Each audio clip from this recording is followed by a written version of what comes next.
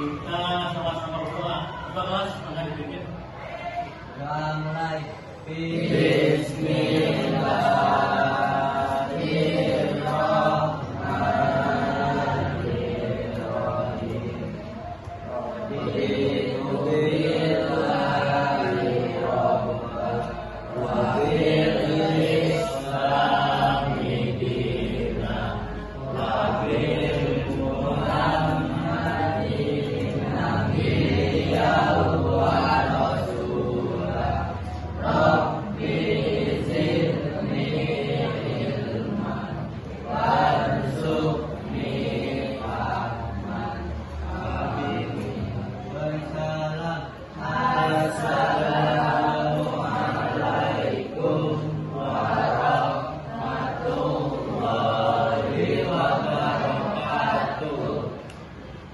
Baca juga langkah baiknya kita baca Al-Quran, maka dibaca surat Al-Kautsar sampai dengan selesai.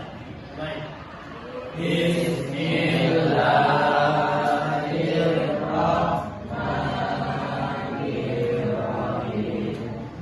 Inna a'tainakal kautsar. Shalli li rabbika wanhar.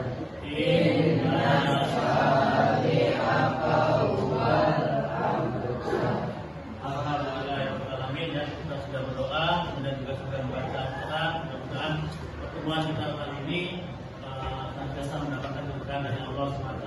Amin, amin ya rabbal alamin. Karena hari ini teman-teman kita masuk semua. Ada yang tidak berangkat? Siapa saja yang tidak berangkat hari ini? Terus apa lagi? Terus? Ada alasannya apa, sakit, izin, apa? Ya? Sakit, kita doakan semoga cepat diberikan kesembuhan. Amin ya rabbal alamin. Dapat mengikuti pelajaran kita pada hari ini dan seterusnya.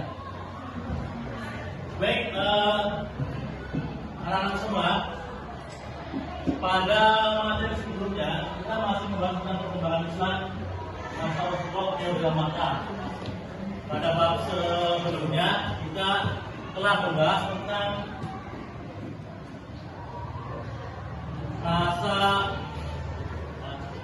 masa perkembangan penduduk Mekah sebelum Islam. Kalau kita tahu bahwa orang Mekah itu terkenal dengan istilah zaman jahiliyah. Apa artinya zaman jahiliyah? Zaman yang penuh dengan kebodohan. Kenapa bodoh? Kenapa mereka masyarakat Mekah dikatakan bodoh? Karena memang akhlak mereka banyak orang yang bersalah yang tidak patut ditiru. Ini pada minggu kemarin juga kita telah membahas tentang kebudayaan yang bernilai positif dan negatif pendudukan sebelum Islam. Jadi meskipun zaman jahiliyah mereka tidak semuanya negatif, ada kebudayaan yang bernilai positif. Kita bisa lihat ini.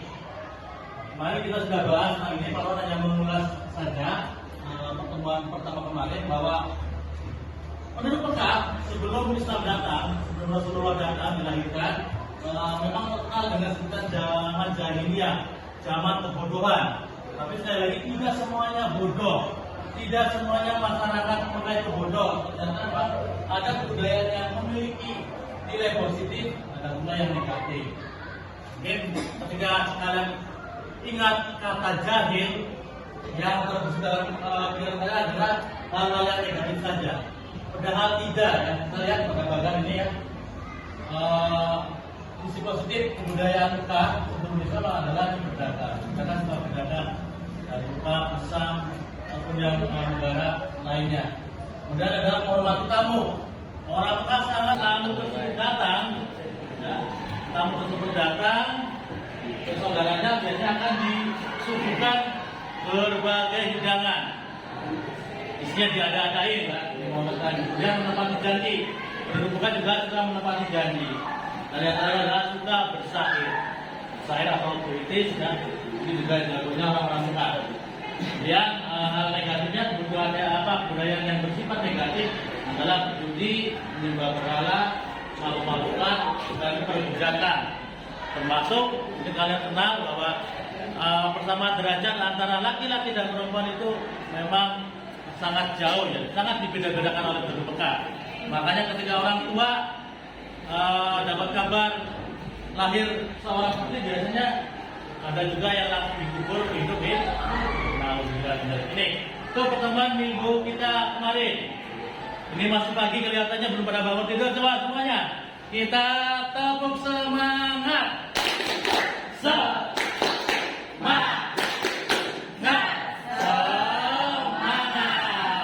Biar lebih fokus lagi, kita coba tepuk fokus. Dilihat, didengar, diingat, fokus. Sudah fokus? Nah, kali lagi, biar lebih fokus lagi. Tepuk fokus. Dilihat, didengar, diingat, fokus. Alhamdulillah. Biar yang masih bermimpi segera bangun. Baik, kita ke materi baru. Next, bagian kedua, kita akan belajar tentang substansi dan strategi dakwah Rasulullah SAW periode Mekah. Ya, tujuan dari kalian belajar materi ini adalah agar kalian bisa menganalisis, ya, menganalisis, memahami apa sih substansi dan strategi dakwah Rasulullah pada masa di kota Mekah, periode Mekah. Kita ke substansi dulu. Ada yang tahu apa arti substansi? Apa nih? Apa? Isi dakwah, ya 100. Substansi itu artinya isi dakwah. Dakwah Rasulullah pada masa periode Mekah itu isinya tentang apa? Ini Pak sudah bikin bagannya. Yang pertama adalah seperti kita ketahui bahwa penduduk Mekah, ya, pada masa Rasulullah sebelum dilahirkan, ya, itu adalah kebanyakan menyembah berhala. Jadi agama kepercayaan atau akidahnya bukan akidah Islam, bukan akidah tauhid. Ada yang paham akidah tauhid itu apa artinya? Tauhid itu apa artinya?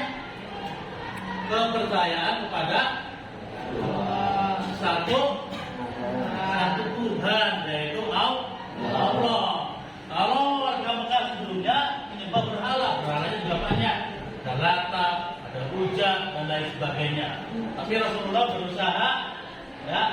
berusaha memperjuangkan agar agama tauhid ini dapat merubah keyakinan orang Arab.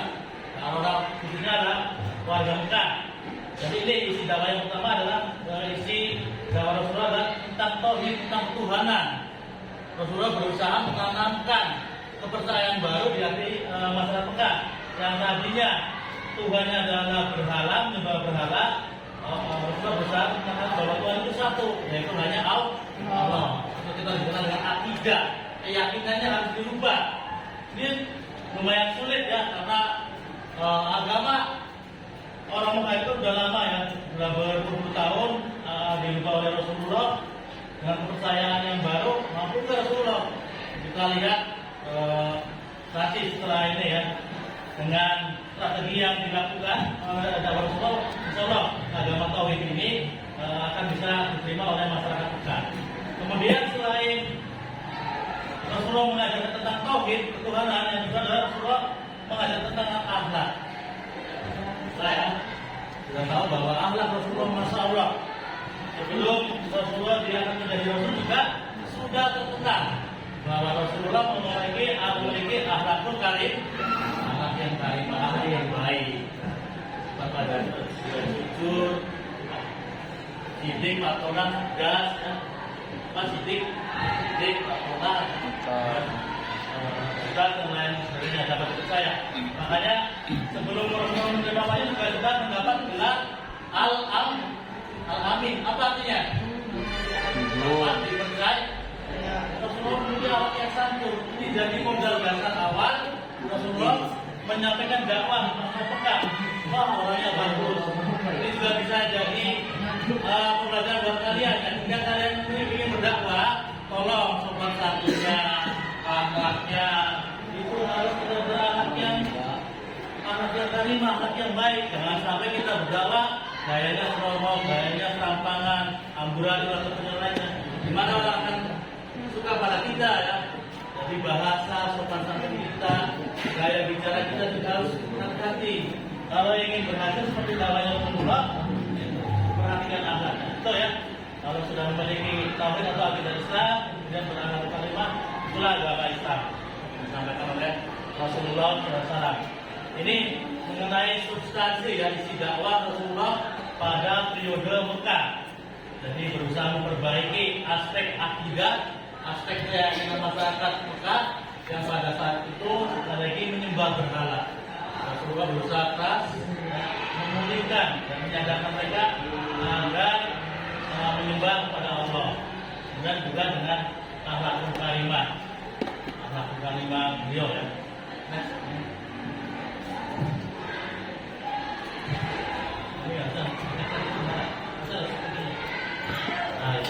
Baik, sekarang kita bahas mengenai strategi dakwah Rasulullah pada periode Mekah. Kalau tadi mengenai substansi ya paham ya. Jadi substansi apa artinya? Isi dakwah Rasulullah, substansi. Nah sekarang strateginya, cara Rasulullah berdakwah itu dengan cara apa? Ya. Yang pertama adalah dengan sembunyi, pelan-pelan, dengan metode siriah atau sembunyi ya. Nah.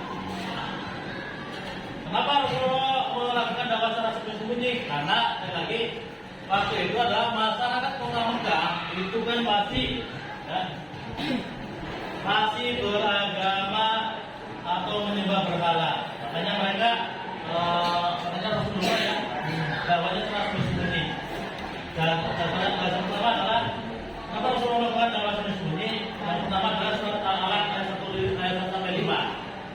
Ini adalah wahyu pertama yang Nabi Muhammad terima. Pada saat itu ya usia Rasulullah 40 tahun. Tapi sebelum usia 40 tahun ada kejadian yang penting yang Rasulullah terima, yaitu ketika Rasulullah berumur 35 tahun itu terjadi bencana besar. Terjadi ini ya terjadi bencana banjir yang mana bencana ini mengakibatkan Hajar Aswad di Ka'bah itu lepas. Ini jadi masalah besar di kalangan Mekah. Kemudian hanya disepakati siapa saja yang datang duluan ke Ka'bah itulah yang berhak meletakkan Hajar Aswad. Qadarullah ya, alhamdulillah ternyata tiga pagi harinya yang datang pagi-pagi adalah Rasulullah. Rasulullah tidak ambisi ya, karena Rasulullah memiliki akhlak yang baik. Hanya diambil kainnya, Hajar Aswad diletakkan di tengah-tengahnya, diangkat bersama dengan antar Allah Ta'ala. Kemudian usia 40 Rasulullah sering menyendiri ya. Menyendiri karena melihat umatnya seperti itu, melihat masyarakat banyak yang kasar balau. Rasulullah sering ini bersemedi kalau kita ya, jadi tidak beliau. Dan pada usia 40 tahun beliau didatangi malaikat Jibril. Menerima wahyu yang pertama, yaitu surat Al-Alaq ayat 1-5. Bisa semua membaca? Bisa semua? Coba kita baca surat Al-Alaq ayat 1-5.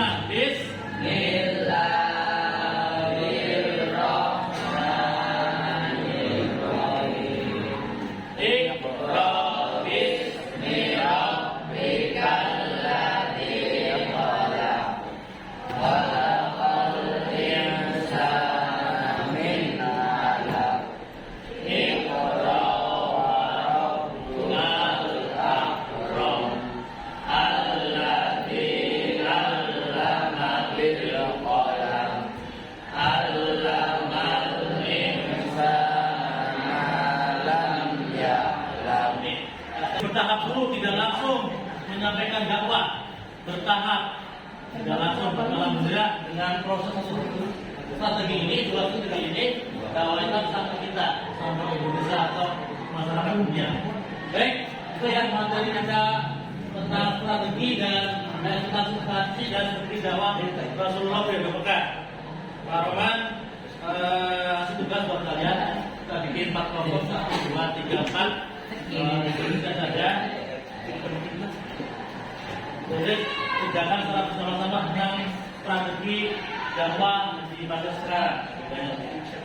Kelompok 4 di sini kelompok 3 kelompok 3. Nanti kalau selesai kita melakukan kelompok lagi ke depan. Jangan ya. Kita akan presentasikan ya materi kelompok 4. Kelompok baca semuanya dulu deh. Ya.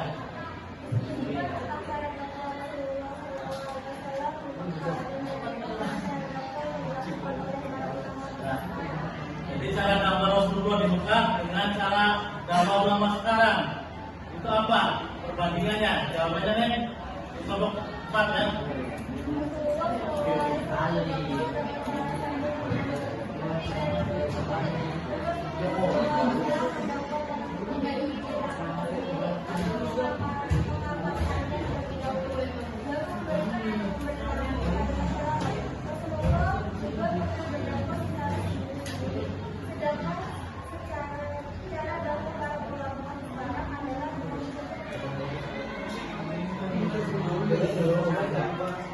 Makanya dakwah ulama sekarang adalah dengan contoh berlaku Rasulullah SAW.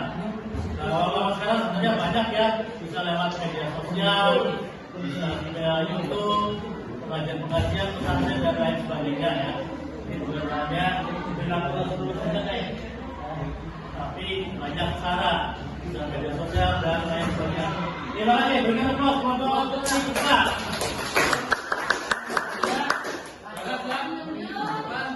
Kalian siap? Sekali lagi ini ya, diskusi kita tentang cara dakwah Rasulullah di Mekah dan cara dakwah ulama sekarang. Jadi kalau sekarang dakwah ulama Rasulullah, kamu sudah sampaikan dakwahnya secara sembunyi-sembunyi dan pelan-pelan. Cara memperbaiki akidahnya dulu ya, akidah atau tauhidnya, kemudian dakwah dengan akhlak kalimah. Baik, udah pertemuan kedua ini kita cukupkan yang waktunya sudah habis. Sekali lagi dari pembelajaran hari ini kita dapat menarik kesimpulan apa?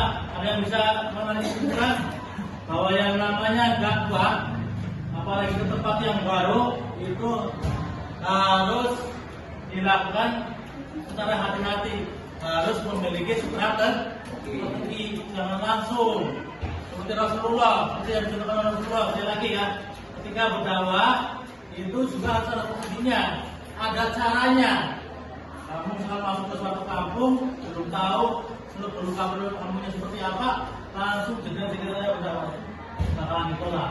Contohlah dakwah Rasulullah dilakukan secara sembunyi-sembunyi, ya, pelan-pelan dulu, jangan langsung. Kalau kepada orang ini pelan dulu, kalau terdekat dulu, kalau sudah banyak pengikutnya baru dakwah secara terang-terangan. Baik, demikian pertemuan pada hari ini. Mari kita tutup dengan doa kafaratul masjid. Subhanallahumma wa bihamdika asyhadu an la ilaha illa anta astaghfiruka wa atubu ilaik. Terima kasih sekali lagi. Semoga ilmu yang diterima bermanfaat. Taruhlah khairin. Assalamualaikum warahmatullahi wabarakatuh. Terima kasih Bapak, doakan